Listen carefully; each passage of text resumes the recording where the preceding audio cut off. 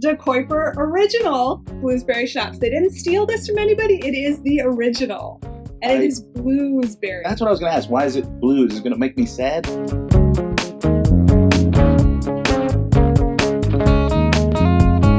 So you said you're up for anything. Are you up for De Kuiper Bluesberry Schnapps?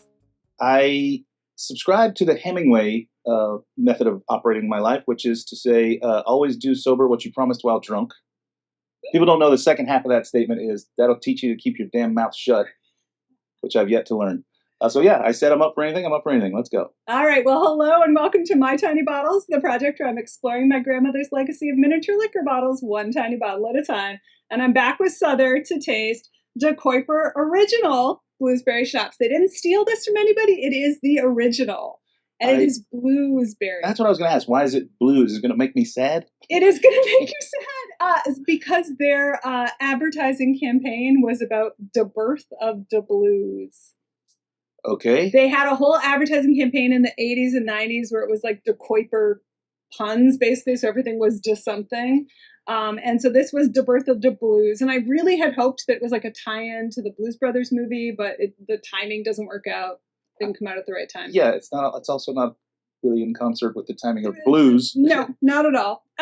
Or Picasso's blue period. Nope. So this is like, it's got a government warning label on it. So 1989 or later, probably this product is released in the late 80s. So this might be early 90s. Late 80s, early 90s, $1. Late 80s, early 90s, $1. Which is probably still what would it cost today? Sure. Which is maybe 79 cents today. They do still make a blueberry schnapps now, but it's not a bluesberry schnapps. So the half-empty plastic bottle, that's what happens with the plastic ones. We've had, I would say we've had mixed reviews on the schnapps so far, but no, they've all been pretty bad. Okay. Yeah. Let's, all right. Let's tee it up and see what happens. Cracking the seal. I hear it. Yeah, it's cracking. All right, there we go. So it was sealed, but not hermetically, and that's when we lose such volume. Wait, these are clean glasses. We don't want to mix this with what we had last time. I was surprised this was clear. Me too. I tasted Seagram's Cherry Cola Schnapps with Camper English, and that one was opaque. This one is definitely as syrupy as that one was. Quite rich and thick. Right, well, with the evaporation. Yeah. Sugar doesn't evaporate. Smells like blueberry. It does. I smelled it right away. Oh, but then now this smells dusty. It does, and it immediately smelled like blueberry, and then it kind of has like a smell of blueberry, like bread or muffin. Yes. Right. When I had it over here, I was like, "Whoa, that smells like blueberry." When I get really close, it just smells like old liqueur. Mm. But I think you're right. Like there's a middle ground where it is a blueberry muffin for sure. Yeah, kind of bready. All right, are you braving it? Let's go. Cheers. Let's do it. Let's get the blues. It's da blues. That is way out of my wheelhouse. Here at Amor y Amargo, where we specialize in bitter things. This is the exact opposite of a bitter thing. Holy cow. So intensely sweet, very mouth-coatingly thick. Not a lot of blueberry coming through, but some fruitiness. Fruity. But if I was blind tasting, I don't think my first guess would be blueberries. Yeah, but like blueberries are kind of, what tastes like blueberries when you buy it. I mean, even when you buy blueberry muffins, half the time they're like sodium alginate blueberry formed things. They're not actual blueberries. I think blueberry is one of those flavors that's really hard to capture. I had some blueberries recently that tasted like blueberries, and I was kind of shocked. Right. On second approach, it's got like a little bit of a acidity. Mm-hmm. Definitely. It's making my, salivary glands kick in. It is, I don't think this is their intended goal. Maybe, obviously the intended goal was achieved in the late 80s, early 90s, is that what you said? Yeah.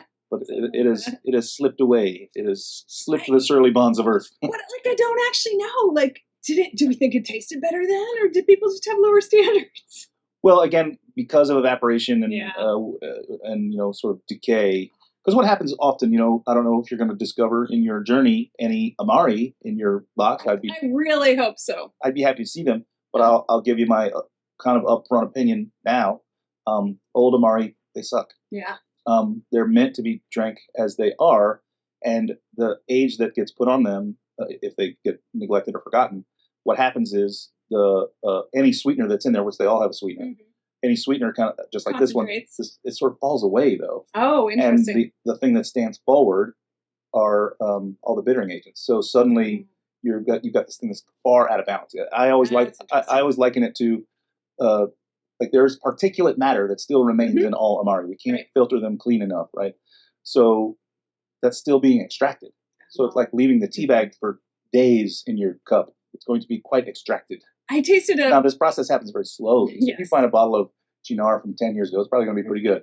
20 years ago, still okay. So once you start hitting that 35, 40 years old bottles, they just don't taste great. I tasted Amar Montenegro from, I want to say the 50s, the 70s, something like that, but a lot of age on it.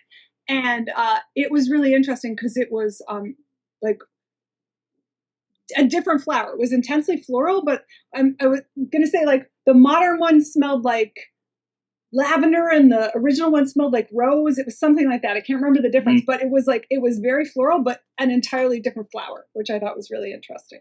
Yeah. Again, some things fall away and some things remain. Alcohol continues to extract. Something like this that's sort of also reduced at the same time. Again, on the third sip and even following it. Oh, you took 3 sips. You're brave. You're very brave. On the third sip and following that with a little bit of water to kind of like open it up a bit on my palate. I do some extra, so you can add some water right in. Yeah, I do get more blueberry with the water. Okay. But it's, if you handed me this and said this is a blueberry thing, it's not. It doesn't come through. No. So you said you've had some previous failures with the schnapps. Yeah, so I've tasted a cherry cola schnapps in the 1980s with Camper English. Really, really not good. Fred Yarm and I tasted Hot Shot tropical fruit schnapps from the 80s. And Mr. Boston peppermint schnapps. And the interesting thing about the Mr. Boston is that it completely lost its nose. Like you would expect a big hit of mint. This has quite a lot of volatile still. The Mr. Boston, the volatiles had disappeared. Now it tasted like toothpaste, but it definitely didn't smell like it. Tasted like toothpaste. It did. Was that their goal? Yeah. What is the goal of peppermint schnapps? To be honest. All right, I'm going to try your water trick, see what I think. What? I added a little water to the very last bit here, but just in my mouth. I'm pouring myself extra because of you. Oh, it's because of your grandma. What's your grandma's name? My grandma's name is Margaret. Margaret. Everybody called her Marg. Here's the Marg. You're right. It is better with a little water.